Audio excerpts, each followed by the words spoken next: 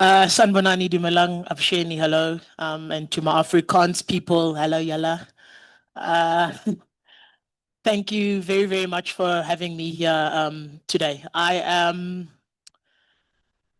do these quite a bit, so I'm normally very excited to do this, but today I'm very, very nervous. I came in for support and I told her, no, I'm very, very scared. I'm very nervous. But the truth is, I am nervous because you guys are a mirror of my village, the people that raised me, the people that fed into me. So I don't want to I don't want to disappoint. Last night I was on the phone with my mom. I was on the phone with my aunt. I was on the phone with my sister. My wife was sitting next to me. I'm like, hey man, how do we do this? All because I didn't want to disappoint. And if you think I was nervous before, Sister Me went on stage and then I was like, yo, how are we even going to do this and discuss this today? Because wow, that was very powerful. So I'm going to try. I'm going to attempt. So today I want to talk to you guys more than just about the steps of financial planning and what it entails, but I also want to talk to you guys about the psychology of financial planning because I think it's very important. So along the way, I will share some of my experiences and I'll use myself as an example just so that we all sort of understand what's going on, right? So I'll start, or rather, I'd like to start by sharing about me, who I am, and where I'm from. So I was born in a very small town in the Far East Rand called Springs. I don't know if any of you guys know where Springs is. I'm in the Far East Rand. I'm from Springs. This is me. Springs. um, And I was born to very young parents. My dad, I think, was 21. My mom was 20. And much like most African children that grew up in my time, I was raised by my grandparents. So grandma had a big influence in my life. From a very young age, my grandma would ask myself as well as my cousin, oh, English, would ask my cousin and me what we wanted to be. Oh, sorry. No, no, no, no, no, no, no, no. It can't be I. It has to be me. Thank you, ma'am. It is me. Uh, would ask my cousin and me what we wanted to be when we grew up. And I would always say I wanted to be a pilot. And Dukabelo would say he wanted to become a doctor. Now, if you remember back in the day or back then, there was actually height requirements to become a pilot as well as an air hostess. But now you guys are laughing. And obviously, I'm not the tallest and was never going to be the tallest of people. So this was made very clear to me, and immediately I had to start making some sort of a pivot, in terms of what am I going to do with myself. So as I grew up, it turns out that I would be very good at sport. Sport, in particular cricket, would end up paying for my school as well as my varsity, right? So yes, yay sport. Ukabelo, though, on the other hand, would end up being a doctor. So he got what he wanted to do. um, the people that fed into our lives, like I said, the village that raised us was predominantly female, right? Even today, I lost my father a few years back, and I just have obviously my mom and my aunt and the same thing applies to my wife. So my wife is adopted by a white Afrikaans family. And she's left with just that. Her mom, her sisters, her aunts, and whatnot, all the men are gone. So my village remains predominantly female. These are the people that I look to for advice, for guidance, and obviously channel or have created who I am today, right? That is my so-called village, like I said, and they played a big role in my life. One person more so than others. I don't know where my slides are supposed to be, sir. There we go. I don't know if people can see. Yes. So if you look at those slides, in the middle is my wife, standing with my mother as well as my grandmother. This is when we got married. And obviously the other pictures are exactly the superstar in my life, my grandmother. The picture on the right, that picture is the last picture I took with my grandmother last year on Mother's Day. right? Now, Mahotso, Joyce, Sina Nzimande, or Ukoko Mpho, as I would call her, was by far my number one supporter, my biggest influencer, also my greatest prayer warrior, right? This lady taught me how to clean. She taught me how to cook. She taught me how to iron. She taught me how to sew. She taught me how to tie my first tie when I went to high school. But most importantly, she taught me how to pray always, right? This is what this lady taught me. So she was an educator by profession. But nobody taught my grandmother how to save for her financial future, how to save for her retirement. And back in the day, obviously, regulation didn't protect the client. Regulation didn't make sure that the outcomes that you wanted were met. So advisors could get away with getting up to rubbish. And my grandmother was a victim of that. And that was very, very disheartening to me, right? Was one of the worst things I could see to the person that I consider my number one citizen, my absolute everything. So I went to varsity. I pursued or attempted to pursue a life in professional cricket. Um, a lot of my friends made it, but God had other plans for me. I found this industry. I fell in love with the industry because of the impact that I could make. And also, I could ensure that people didn't end up in the same situation that my grandmother ended up in. Right? Why do I share all of this? I share all of this to obviously give context to what we're going to discuss today. But I also share it so that you guys understand the power of your influence and those that you surround yourself with. Osistumi spoke about it today. The things that she's doing, that child that she was worried about sending to school, with not having the things that she needed, that influence, that power changes people's lives. And that's what I want to discuss today. In an attempt to master financial planning, there's a question that seems somewhat very simple, but when analyzed is very deep and difficult to answer.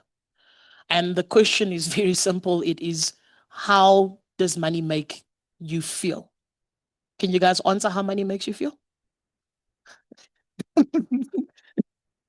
That's that's great, because yes, either money makes you feel happy and empowered, or money makes you feel anxious and scared. Money brings up good memories, or it brings up absolutely bad memories, right? Now, in my case, money makes me feel safe. But at the very same time, money makes me feel absolutely anxious, right? I will explain why it does that to me. So I grew up, and it almost feels like you save, you have a little bit of money, then something happens. So then now the money must go. So to me, money doesn't stay. Money always leaves. All right. So I have it, yay, I can sort of, and then, now it's gone. Or I'm worried about what's going to happen next. Where's my money going to go next? That's my relationship with money. And it's something that I have to deal with. For the longest time, even though I have studied finance and I'm aware of behavioral bias, right? I operated from a mindset or place of scarcity. And it took a very, very long time for me to make the adjustment, or rather the conscious adjustment, to try and operate from a place of abundance, right? Because I learned that money is not for luxury, it's for necessities and basics. But I need to try and turn that around for myself, right? That's where I was. It took, it took, or has rather taken, and it still is taking concerted effort for me to be able to make that exact change. I bring this up again because understanding how money makes you feel will also make you understand why you do the things that you do. This feeling that you get affects how you save, how you invest, and even how you spend. This feeling affects the conversations you have or don't have about money, and how comfortable you are to have those conversations about money. This feeling that you have affects how you just function with the people around you, and how you will use money either to propel yourself or stay exactly where you are. I had a lovely conversation with, it's not changing, sir.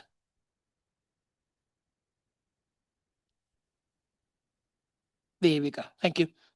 So I had a lovely conversation with Ayanda. I did a lot of preparation for this today. Like I said, I did not want to disappoint the village that informs me and who I am today. I called my friend who is a registered counselor. I called Ayanda Sibayoni, the executive head of Mutuality. I spoke to an RGM. I spoke to everyone that I could just to sort of understand what mindset are you in, right? So one of the things that came up is, do you only speak about money when you're in crisis? Or do you openly speak about money? Does your partner know what's happening with your finances? Do those that matter and stand to inherit from you know what is happening with your finances? Or at least how to handle the finances in the financial conversation? You know, do you feel ashamed because you feel like things are not going well, so you just won't speak about it at all? Or if things are really going well, do you just hide it from those around you? Because some of us, we have the myths with, hey, they'll kill me, they'll take my money, right? I don't even want them to know that I have life cover because what if they don't come after me? They know what they stand to inherit, and I don't want them to know. I'm not taking that chance, right? This is true. This has happened. This is a reality. I know one of the conversations I had with my father-in-law before he passed away. We sat down. My mother-in-law called me in and said, listen, of all of us here, you are probably the most educated when it comes to these matters. Can we please talk and can you please advise? My father-in-law looked me straight in the face and he said, I do not discuss my finances with my children. And I said, no problem. And I walked out of that room, right? Because I respected the man and his standpoint. But a lot could have been different for my mother-in-law even now today had we actually had the conversation. Right? A lot would have been more different had we just had that particular conversation. Now, I say this again so that you guys are aware that you should be having these conversations. Please have these conversations. I see a lovely young lady over here, and I'm so happy that she's here. She's probably not even listening to me. Not, but I'm happy that she's here because she's in the right place. She's in the right forum and she's learning and seeing where you need to be in order to propel yourselves in the spaces that you need to be around. And that matters more than anything because it will shape a future in a more positive direction, right? So another question we need to ask is, why does money make me feel? Right? So why does money make me feel the way that I end up feeling? There's a lot of things that feed into why money makes us feel that way. It is your own personality, it's your family, your personal experiences, um, your community, religious beliefs, even the media today. You know, you see how people want to live the fast life because of what they see on social media and how things are going there, right? Now, if you personally feel very competent with money and your issues, doing proper financial planning is just another mundane task. You're okay with it. But if you feel incompetent and irresponsible with money, on the other hand, you will completely avoid it. You will avoid even putting steps into place to get better. And that's something that you need to fight. How did your parents operate with money? How did they talk about money? What did you experience when it comes to money? Because that will shape how you behave and treat money. So I was fortunate in the sense that one of the things that I think was very good and came out of my mom's relationship with money is my mom hated debt or still hates debt with everything in her. Absolutely everything in her. If my mom went into debt, it was for a very good reason and it was for a very short term. In fact, when my mom was done paying off a loan or a credit card, she would cut it up. I'll apply for a new one again because I wanted to make it as difficult as possible for me to access that money again. That's how much she hated debt. Right? When I was, I think in grade 6, my father lost his job. My father didn't get another job until I was midway through varsity. So again, fortunately, yay, sport put me through school. Sport put me through varsity. But in between that, from the age of 15, I got a job at an action cricket arena. I would go there every night and I'd umpire a few games. I used to earn, I think it was 70 Rand a game. So I'd make 210 a day and I was happy. I was, I don't know about bowling. Somebody said I was bowling. I don't know about bowling, but I was happy. I was able to facilitate other things that I needed because I still needed shoes to play sport. I still needed to be able to buy lunch when I'm out with the guys. When I go on tour, somebody needed to feed me and I had to do that. So it wasn't just because I wanted to be able to do all these extraordinary things. No, it was for me to be able to have the basics, right?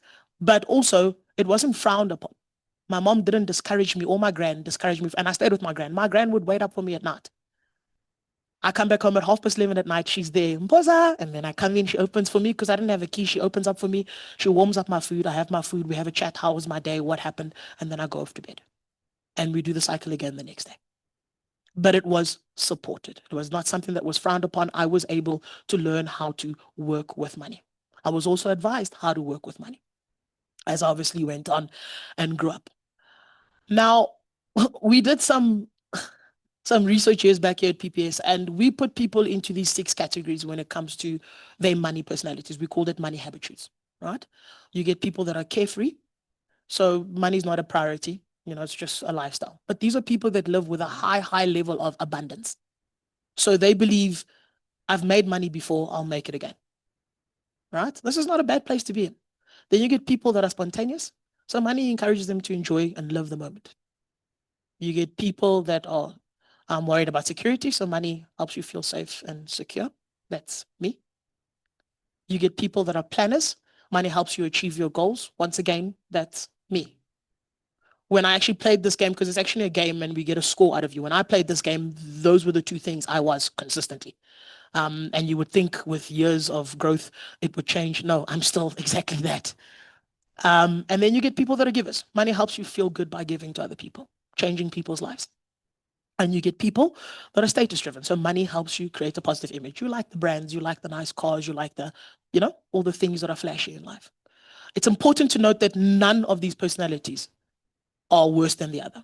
So there's no bad here. There's no negative in this. However, too much of one thing is obviously not a great thing, right? So you can imagine I am married. We've been married for 5 years now. We've been together for the longest time, 16 years. And I am focused on security and planning. Can you imagine how it must be being with me, 0 spontaneity? Now we can't go out for a date because I didn't plan for it. Now we can't do things because no, it was not in the budget. Like that must be the worst thing ever. Because now that was hurtful. You make it seem like I'm still like this. I am aware of this, right? So as a result, I try and change this. I make a concerted effort to be different. I make a concerted effort to be like, no, I will not be like this. I am going to be better. I will take her out on a date. So my wife, for instance, started a new job on Wednesday. She came home, hella excited. Hey, babe, well done. How was your first day? Cool. Yeah, let's go. You don't have to cook tonight. Let's go for supper. Things like that. I enjoy doing those kind of things now. It was something I had to learn. I have to really think about it. I really, really love this lady, but it's not ingrained in me to be like this. Right? I saw money as a means to an end, not as a luxury. So I've had to figure this out as I go along. And again, I highlight this so that you guys understand that you also have to figure it out as you go along. And that who you are and how your relationship with money is affects those that stand to inherit from you and those that are around you. So be conscious of this, be aware of it, and try and obviously shape it going forward and change it, right? So I'd like us now to get to why we are here, financial planning. What is financial planning? It's a process of managing your finances to achieve your life goals, right? If anything, if you don't already apply this to your life or don't want to apply this to your life, please teach your children this. Please teach those that are affected by you this, because it could help them have a different relationship with money. In this room, how many of us actually have a financial plan? We're doing well here. But some of you, I'm judging you. I get you were judging me about spontaneous. I'm judging you. How many of us actually have a financial planner? Even less. So those of us that have the plans but don't have a planner, where did you get it? Oh, ChatGPT. Okay. All right, ChatGPT. I'm going to help you guys, or rather, we're going to discuss the components that are obviously involved in what a financial plan should look like, right? So it all starts with budgeting. This is one of the most important pillars, right? Guys, budgeting is not just something we do for the sake of doing. Budgeting is an exercise that needs to be exact. And when you start, you will budget, and then you will realize that there's the actually what happens.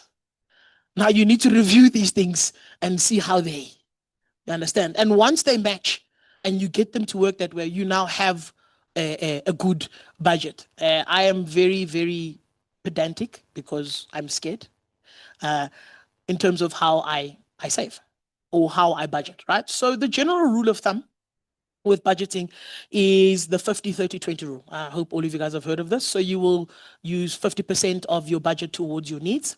You will use 30% of your budget towards your wants, and the other 20%, hopefully you are saving, right? The other, hopefully you are saving. Now, I want to discuss the wants. In my wants, because I think sometimes people get scared. In my wants, I have an item called miscellaneous because I don't know what I'm going to need it for, but I might need it.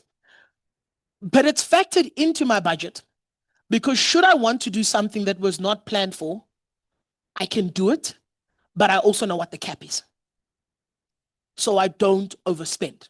So I'm not left without money. I can tell you guys right now, it used to be less back in the day, but till today, I spend 650 Rand every week on petrol without fail. That's what I do.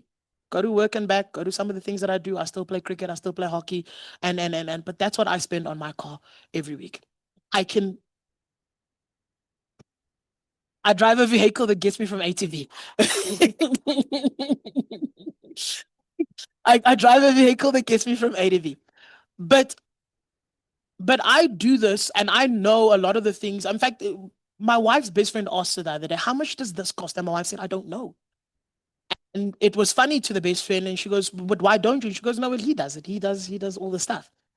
And it's because I'm that pedantic. I know what it costs me for groceries every month. I know what over expenditure looks like. I know what our electricity costs. I make sure that I budget for all those things just so that I'm never caught off guard. But that's because I am a planner and I'm worried about safety and security. Right? But again, I need to have miscellaneous. I need to have a, hey, let's go out budget so that I can entertain the other parts of me that I've never entertained before. The parts of me that I want to grow into. The parts of me that will become because I'm changing my mindset to a mindset of abundance. This is a conscious effort that I'm making, right? So once you have your budget, you need to get rid of all debt. Debt absolutely sucks. Short-term debt is the worst one because the interest rates on that are super high. In fact, you're better off trying to cover off your debt than invest because the interest charged versus the interest earned, oh, it's a huge discrepancy. Absolutely, absolutely huge discrepancy. But it's also important to understand that not all debt is bad. Some of it is good. We can't all afford 3 million Rand to buy a house or 2 million Rand to buy a house. So you need to take out a bond. You absolutely need to take out a bond. Also, a bond is a good instrument to have because you can go into access bond, which means if I pay more into it, I'm saving from an interest perspective, but it's also a vehicle that I can go and lend from with a predictable interest rate. A lot safer than going out to take out a brand new loan that's going to charge me 18, 20%. Right? So some debt, very good. Most of it, very bad. At least this is my belief because of what my mom showed me and what my mom taught me. If I could, I would cut up my credit card right now. But I don't because I also understand that it helps my credit score. So there's that. There's trying to also play the system and also, take advantage of the instruments that exist for my benefit. How do you know you're over indebted? You can't afford minimum monthly installments. You use savings to pay bills. You extend repayment terms. You use new loans to pay off the old ones. How, guys? Are some of you doing that? Yeah. There was a lot going on. There was a lot of murmurs in this room. Right? And you max out your credit limits. That's how you know you're over indebted. How do you get over indebted? Well, you buy things that you don't need to impress people that you don't even like. That's the truth. That's what happens. Don't fall for this trap. In fact, teach your children not to fall for this trap because they are the ones that are most likely to. Right? What do we do next? We create an emergency fund. Guys, an emergency fund is not an investment. It's an actual bank account that you have access to. Make it a 30-day notice if you want to or whatnot, but it's money that you need to be able to have access to immediately should something go wrong. The general rule of thumb is obviously expenses of up to 3 to 6 months, right? That's the place where you'd want to obviously be able to save. And I also said, I mentioned the bond, the access bond. If I'm not going to save in an actual bank account, but I'd rather take that money and throw as much of it into decreasing the interest of my bond and the term of my loan, I still have an instrument that I can go and lend from to help with my emergencies. The term would then just reset to what it was before, which is something that you've already planned and budgeted for in any way. Right? So have an emergency fund, please. Then invest with a goal in mind. Now, quite simply put, have a purpose for your investment. I've met people that say, I want to invest. You're like, for what? And they're like, I just want to invest. Yeah, but for what? For how long? What are we going to do with it? Well, you say for retirement, that's one. But what are we going to do with it? How do I know that I am meeting your investment needs or the goal that we are trying to reach if you don't tell me what it's for, when it's by, and what you wanted out of it? How do I know to better than say, okay, no, let's change the strategy because we're not going to get to where we're trying to go if I don't know where we're going? That's why it's important to have a purpose, communicate it, but also start early. Compound interest is your absolute best friend. Some of the things we spoke about today, even budgeting, that's an easy thing to teach a child. You earn some pocket money. Hey, you can't use some of this. What do you mean? No, well, just take 20% of it, put it away. You'll see it at Christmas, you'll see it whatever it is, but you will now learn how to save. The rest you can sort of split up in terms of how you want to, but teach them early how to budget and work with that money. And if they can invest, all the more better. I've also heard people, this is something that really scares me and shocks me. I've seen some good parents invest into tax-free savings for their children. But I've also heard that some of these people want to use those tax-free savings for the kids' education. That is not your vehicle to do that with. In fact, you are stealing from your child. That is for them. If you are not going to use it for their savings, then find another vehicle. But allow them the opportunity that you have now to be able to save tax-free and get exponential growth over time so that they have wealth when they are older. Right? So be careful how we invest. Compound interest, like I said, our absolute best friend. So if you can, teach them to invest early. And lastly, the ultimate goal is to become financially independent. Right? Where you know that you can outlive your money and leave something for those that are left behind.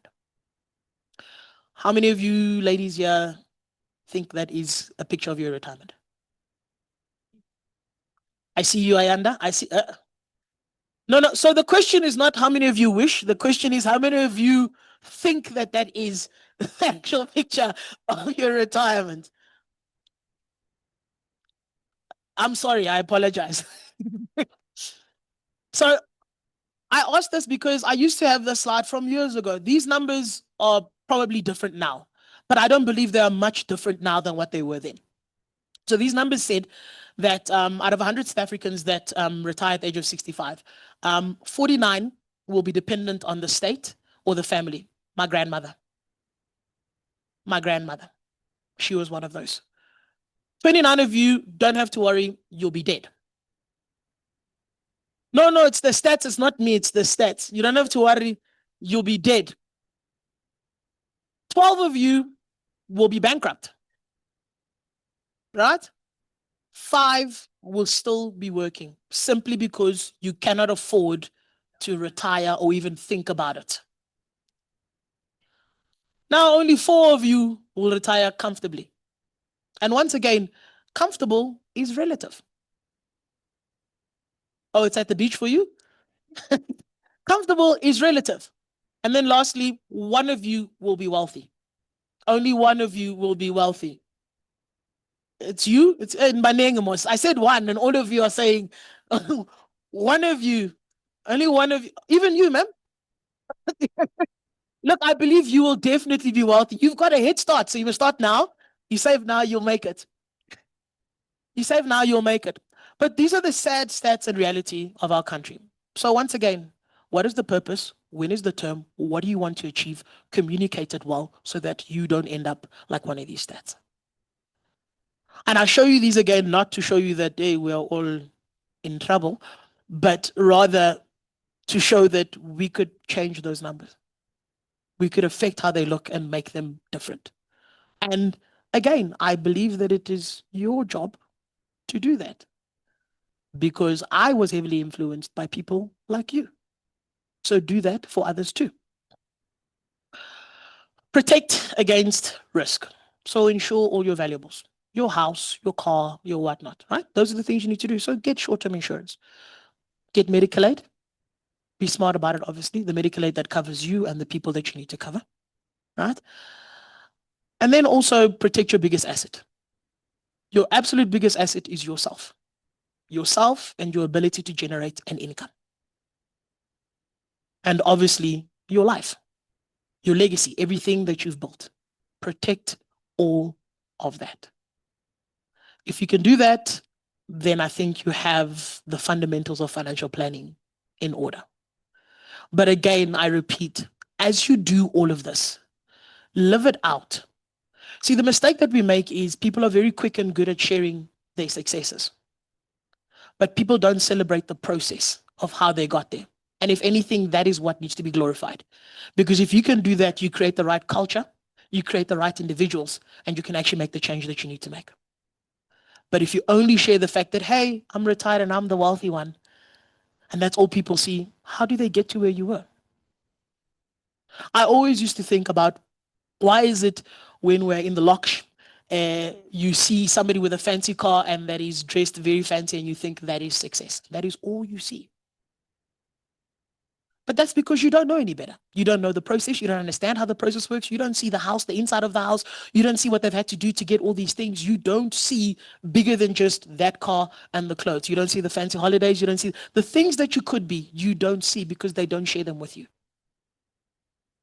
And I'm saying if already people aren't sharing that and you also withhold that from those that are around you and could inherit from you, then you are doing them a huge disservice. So change that about you, right? Your relationship with money will affect the relationship of others around you with money, quite simply put. So yeah, I was given time. I don't know how am I on time? Okay, no, I'm sorry. I apologize. Putting it all together. So let's put it all together. What do I mean by this? If you can put all these principles together, but then also get somebody to help you with an estate plan and get a will in place so you understand the things that need to be done and what's going to happen with your wealth, you can possibly pass on your legacy. You can protect it and possibly pass it on. Ayanda and I had a talk yesterday. I'm going to expose you. I'll be quick. I said to Ayanda, I asked and I said, what is your fear? What is it that you want to happen if you are no more? She said to me, you know what, honestly, I want my kids to have the life that I envision for them with everything that I've plowed into them. But also, I don't want my husband's girlfriend / new wife to benefit from what I have built for my children. But in that same conversation, I then said to Anda, then do you not think that it is important that your children have a good relationship with money and understand the basics of financial planning? Because without that, they cannot obviously springboard into the future that you saw for them. And that's why it's important that you guys understand it and are able to share it and articulate it well. Secondly, get the right partner. What do I mean by get the right partner? Well, get the right planner, get the right advisor, get somebody by your side because you don't have to do it alone, right? And lastly, pay it forward. Pay it forward is what we've been talking about. She spoke about it today. Pay it forward. You do that, we will change the culture. What does a good financial advisor look like? So what does a good partner look like? I don't even know if I'm the good planner or a good advisor. This is a very tough question. I posed it to me yesterday and it's very tough for me. I don't know how to answer this question. I tried to answer the question. I put up some things and I said, we've got some lovely ladies here today. We've got, where's Can you please stand up so they can see you? The financial advisors that are from PPS. Where's Queen as well?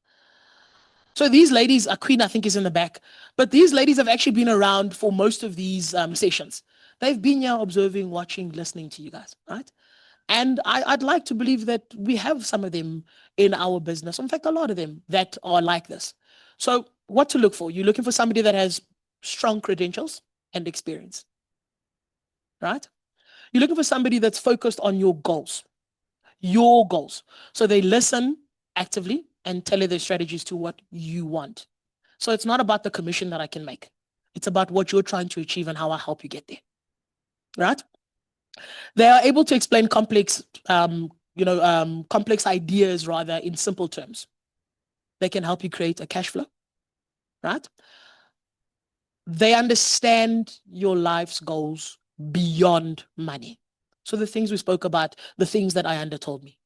My kids must benefit. My kids must be better off. You know, if I know that you want your child to further education, do this, do that, when you die, I will make sure that that's what I'm looking for them to do. Instead of having money being paid out, I can have a discussion. You know, your mom wanted you to study. Your mom wanted you to be able to go here. This is what she wanted you to do. And I want to hold your hand throughout this journey to make sure that we can achieve this goal. Let's get you through school.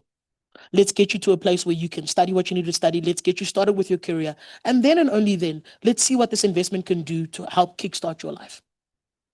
Here at PPS, I had an opportunity to do that through what we call the beneficiary trust. Beneficiary trust is when we have members die and they leave money to the Ben Trust, and the Ben Trust will look after it for minors until they become majors. But PPS took it a step further and involved specialists and says, once they do become majors, because that's only at 18, we want to intervene. We're going to get a specialist that comes in and says, hey, hold on. You have all this money, but I don't think you should take all this money. Let's help you achieve the things that were set out for you before. Let's go through it together. So what is it that your mom wanted to do? Where do you want to study? What is it that you want to do? Let's do all of that together. And once we've done all of that, we can see how much money is left and what we can then get you to kickstart your life going forward. Those types of things are important to think about. A partner, or rather a good financial advisor, looks exactly like that. They will walk alongside you through financial decisions, and not just because it's a service, it's something that they need to do. Those are the type of people that you need to be looking out for. Those are the type of people you want in your lives, because those are the type of people that have to look after your family even after you're gone. I think oh gosh, sir, please help me. It is the last one. Oh, it's gone. So yeah, I think to summarize once again, please understand your relationship with money. Understand your influence and power and how it affects those that are around you. This is the perfect forum to share knowledge, to share philosophies about money, about finances, and also just to add to the children and help them grow so that they also have a better financial future. That is all that I have for today, and I thank you very much all for your time. But I tried to leave only 2 minutes so that there'd be no questions. Oh, sorry. Okay. It's okay. All right.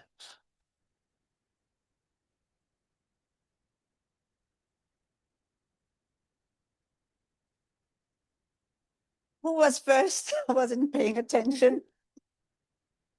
And then Daddy, you'll also read out the ones on the back. Yes. Thank you. Hi, Mpho. Hi. Thank you so much for preparing the way that you have. Money is a spiritual thing.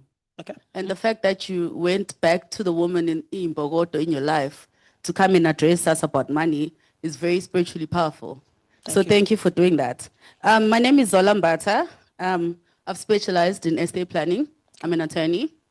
And I run a national legal clinic teaching the elderly of communities around the country on the importance of estate planning. I do this because I resonate with your first point. My grandmother lost a last-born daughter, and the attorney didn't treat her well. It was very heartbreaking. Our mothers, our parents, as they walk into a room where an estate file is kept, they see their children's names prefixed with estate late, and it traumatizes them immensely.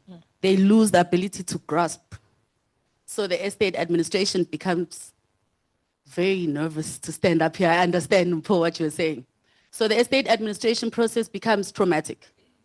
Our people in the communities are losing their family homes because estate planning in the community is such a foreign concept. Our law is Roman Dutch law. Our culture Yeah. has nothing to do with Romans and Dutch. People are finding themselves married in communal property by paying lobola. Yeah. And they're finding out in 2025, because of the financial and legal education that we are doing, that they are married. So this standing up does make you nervous. Generational wealth is an evasive thing in the Black communities because they haven't even attained wealth. You can't even get generational wealth when you don't even have singular wealth. Rosemary Ndlovu has made it very hard for people to talk about their wills.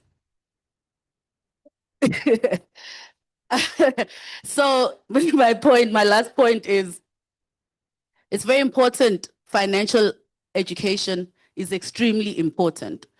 At Standard Bank, they have a department called Generational Wealth run by a medical doctor converted into a corporate person who teaches young ones, like that baby girl I was drawing with my co-artist, who told me that she'd rather be at the beach than sitting here with us. But however, now that we are all together, I'm very much, my last point is I agree with you. If you teach them while they are this young, she is watching something our children are not watching.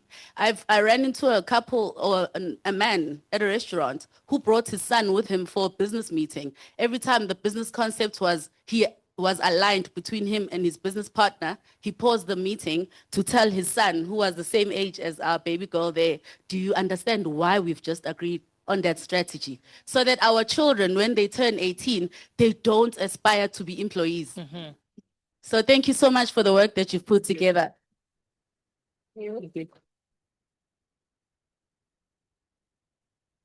Thank you so much.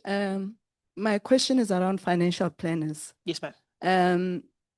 You had a slide there about what constitutes a good financial planner. And you also spoke about investment, why it's key to invest, right?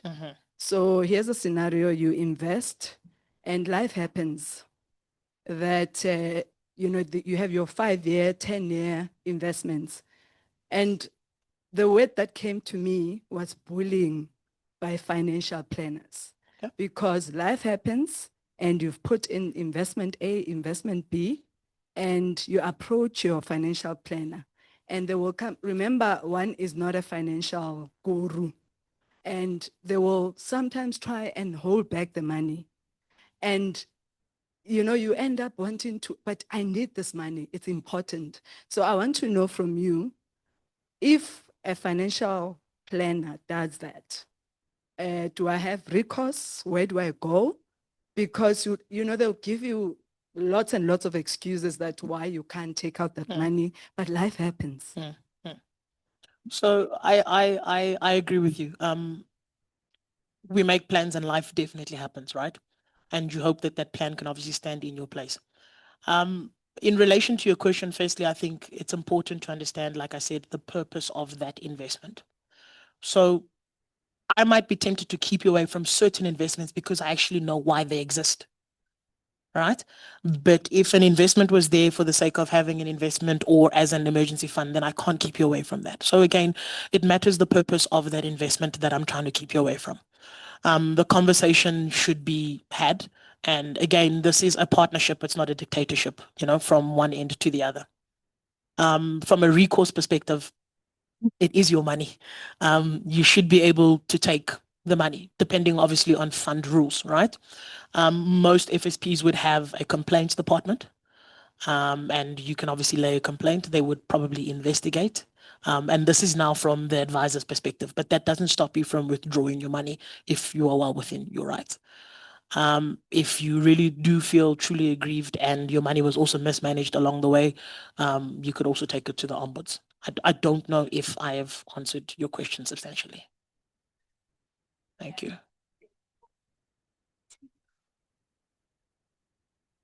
No problem. Online. Okay. Good morning, Hi. Mr. Mpho. My name is Gugu. Hi, Gugu. I'm finance person by background in terms of being an accountant, Yeah. etc. So money has been something I've grown up with in terms of numbers, etc., etc. Inherently, I think in your structure, the big planner, so for me, money is meant to enable my life, it's meant to enable me, it's meant to be there. And certainly it also came from experiences in terms of being in a tough position and saying, I never want to see myself in that position again. So really ensuring that any future decision I make enables that. With that being said, I mean, I've got I've got two questions. The one is on your 50, 30, 10, 20, I think, split. How does that juxtapose to the Jewish approach when it comes to how they manage money, which is for me a community that, from my understanding, their first view is save first and then whatever you're remaining with, you spend. So how would you marry the two, or is it similar? I just maybe don't have a full understanding of that approach.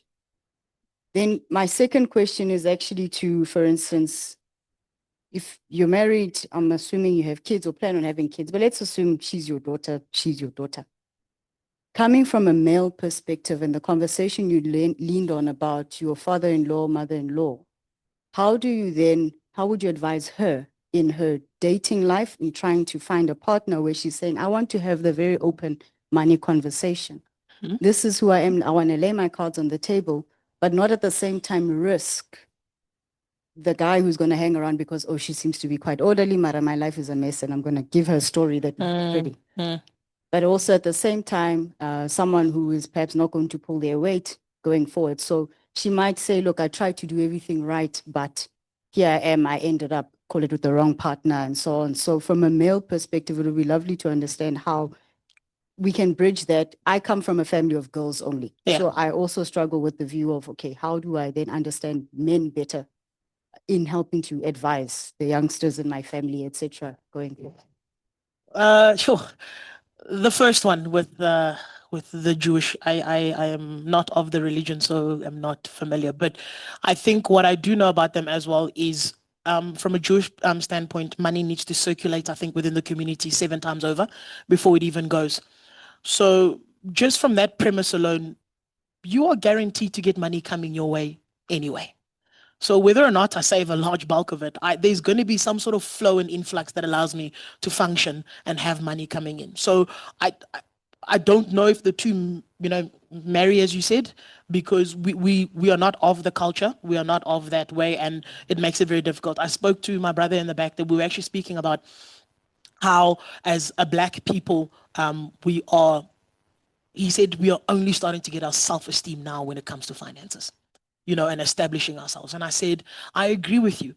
My issue is how we are gaining that self-esteem, because we're standing on somebody else for us to get what we need. But if we actually looked out for all of each other, like now what we discussed, that concept, then everybody would get self-esteem, and we would eventually get to where we're trying to go. I don't know if it answers that first question. From a male perspective, I believe it's important that if you are fortunate enough to be in a household where you have a mom and a father, that they discuss finances, or at least some sort of those finances, in and around the table, so that it's a norm. Like she pointed out with the father that took a child to a business deal, right? So that you understand the conversation, or if anything, you see how the structure and the flow and urban flow of that particular conversation.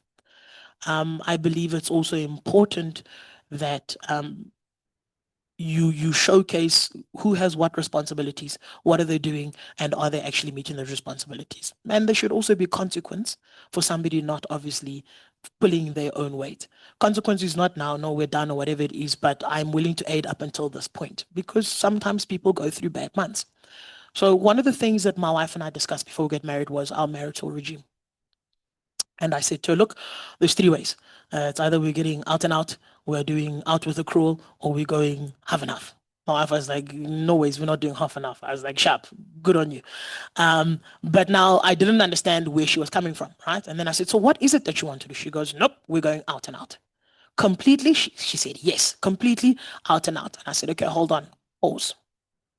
I said, now I want you to think about this. I said, if we end, I don't know why we would end, but if we end, let's assume I absolutely hate you at that moment because I feel absolutely aggrieved and I just want you to get nothing from me, right? I said, if we end and we are married out and out, you take what's yours and I take what's mine. But the way I see it and the way that I'm very traditional and the way that we should go is I should still remain the provider for this family. You and I are still meant to grow together.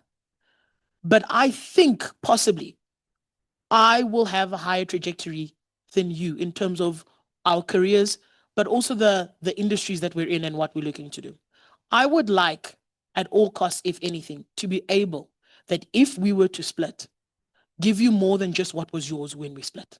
I would like to say to you, well, this is what I was able to grow and become with you in my life. And I want you to be able to have some of that. So the law will make sure, the law will make sure that not that but you are protected. I can't walk away from you and say, you take what's yours, damn you kind of thing. But at least I'm trying to, at least in that sense, if somehow you manage to amass more than me, well, then it's a bonus on me, I guess. All right. But what I am trying to make sure is that we're looking out for each other because emotions come into these kinds of things. Right. And even when you die, these kind of things happen. So it's important to have those discussions. It's important to help people understand the structures and things that are in play. One of the hardest things as well that was difficult to get my mom to understand was after my dad passed away was for her to get a life cover because she still wants funeral policies. And I think in today's day and age, that's irrelevant. I said to her, I'll even pay for it. And I don't even have to be the beneficiary. Leave it to your daughter. But just make sure that you leave us better than what you were. I really hope I answered your question.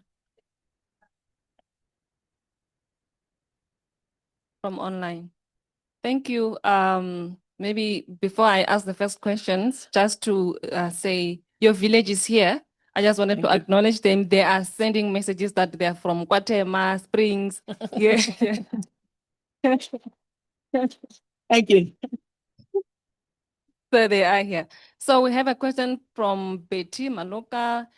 That veil of secrecy about future financial plans, how do we lift it, especially in the African culture, about wills, life covers, etc.? How do we lift that veil? I've got you, Queen. Look, I agree again. Like I said, I think you need to. Oh, sorry, you're going to ask another one? Yes, and then, another okay, no one. problem. Yeah. And then what does a good will look like? Okay. Yeah. So, I like I said, the conversations need to be had around the table. But I also said that you need to have a good partner, and the partner is the financial advisor, right? So we had a case. We had an advisor a client missed a premium for 1 month, right? Client missed premium for 1 month.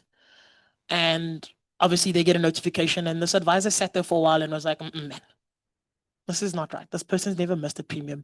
Me and this person talk on the regular. What's actually going on?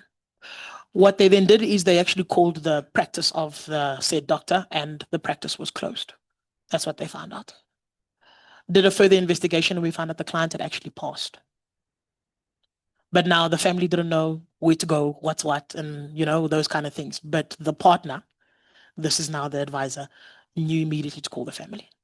Now, when the mom got the call and the sister, they thought it was a big scam because those SMSs you get from Nigeria when they say you have inherited $50 million by Uncle Harris Thomas, but now you are Mkunu, that's what they thought was happening to them. But obviously a meeting was facilitated to say, hey, by the way, your daughter actually had this stuff in place. This is what she's left behind. This is what's supposed to happen.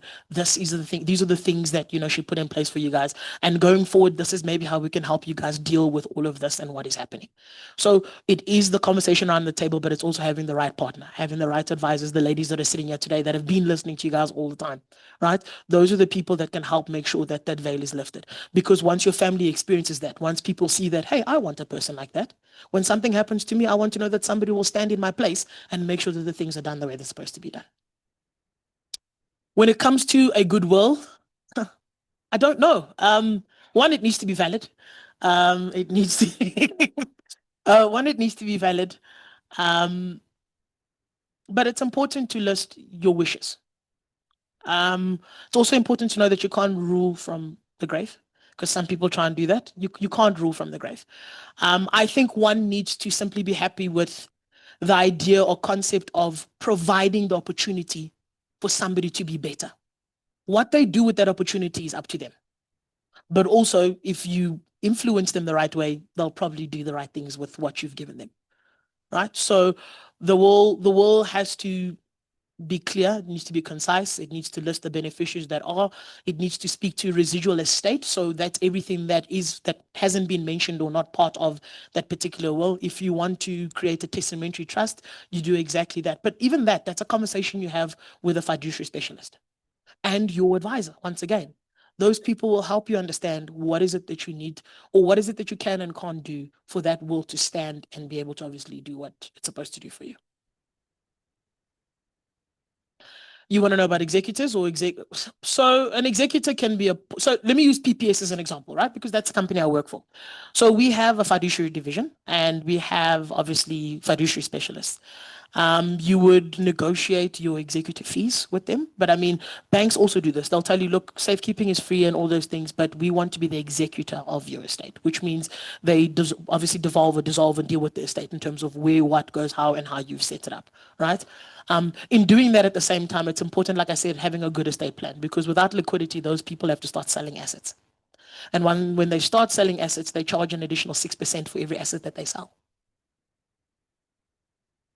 So there's a lot of things that happen internally if you don't have those kind of affairs in order. But I mean, in setting up a will, you should have an estate plan that speaks to it so that you have liquidity. So that doesn't happen.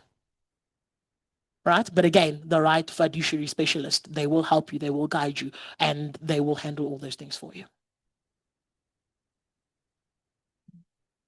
Thank you.